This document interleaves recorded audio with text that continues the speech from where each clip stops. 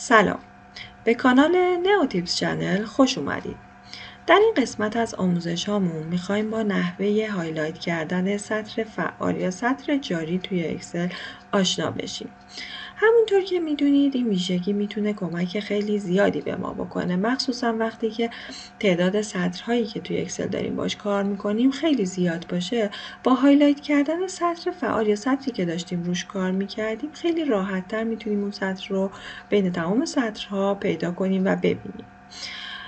برای شروع کار اول محدوده‌ای که میخوایم روش کار کنیم و هایلایت تو اون محدوده اتفاق بیفته رو انتخاب میکنیم. حالا این محدوده میتونه کل شیت باشه و یا یه محدوده کوچیکتری باشه، محدوده‌ای که مربوط به جدولمون هستش و داشتیم در واقع دیتاهامون تو اون محدوده است. اگر ما کل شیت رو انتخاب بکنیم با جابجایی بین سطرها کل اون سطر هایلایت میشه. ولی اگر فقط محدوده کوچیکتری رو انتخاب بکنیم سطری که در واقع هایلایت میشه فقط توی اون محدوده خواهد بود. حالا من این قسمت رو انتخاب کردم و از منوی هوم کاندیشنال فورمتینگ رو انتخاب کرده و از این منوهاش نیو رول رو در واقع انتخاب میکنم. توی این قسمت نوع رولی که انتخاب میکنم use a formula to determine which cells to format هستش.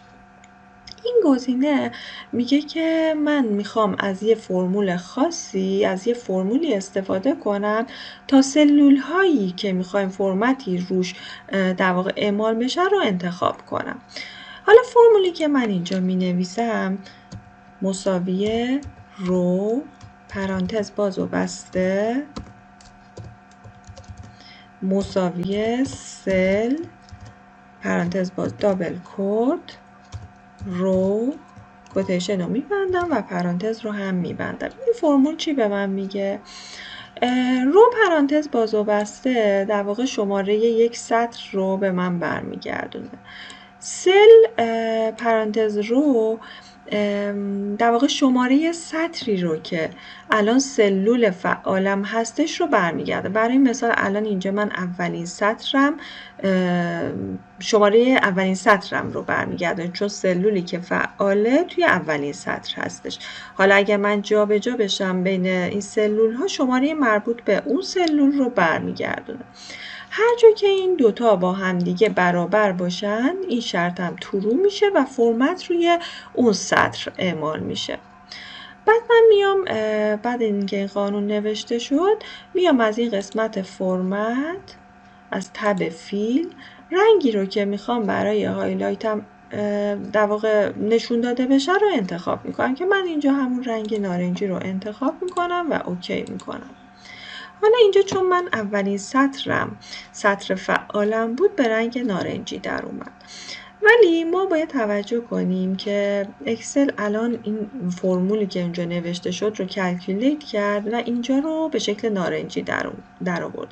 ولی به صورت اتوماتیک این قانون دوباره کلکولیت نمیشه و برای اینکه به صورت اتوماتیک هر بار که من بین سطرها جابجا میشم این قانون این فرمول دوباره کلکولیت بشه من میام روی شیت هم وای میسم راست کلیک میکنم و گزینه ویو کد رو انتخاب میکنم. بعد اینجا من روی ورکشیت کلیک میکنم توی این در واقع پروسیجرم تایپ میکنم target dot calculate.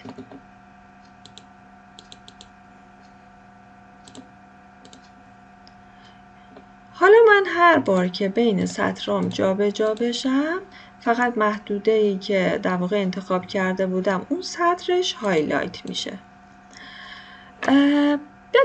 یه مورد دیگه که باید دقت کنیم موقع ذخیره کردن هستش. وقتی که میخوایم این فایلمون رو ذخیره کنیم چون الان یه کدی روش نوشتیم حتما باید این گزینه رو اکسل ماکرو انیبلد بوک رو انتخاب بکنیم و بعد ذخیره کنیم. اگر این کار رو نکنیم دفعه بعدی که این فایل رو باز میکنیم این کد روی اون وجود نخواهد داشت و ما مجبوریم دوباره بیایم از این قسمت ویو کد رو بزنیم و دوباره همه این کارها رو انجام بدیم. امیدوارم که از این آموزش خوشتون اومده باشه و خوشحال میشیم که با لایک ها و سابسکرایبتون ما رو حمایت کنید.